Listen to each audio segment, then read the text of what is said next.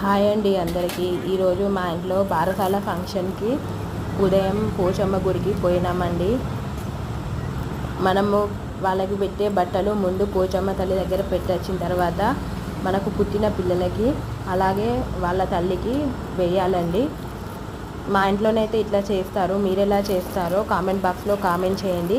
ఇది మా ఊరు పోచమ్మ తల్లి అండి. మన పోచమ్మ తల్లి ఆశీర్వాదం మన అందరికీ ఉండాలని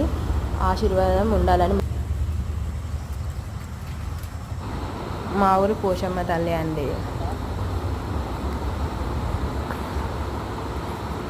వేపాకు అంటే అమ్మవారికి ఇష్టం అండి. మనం ఎంత వేపాకు పెడితే అంత మంచిదండి అమ్మవారికి.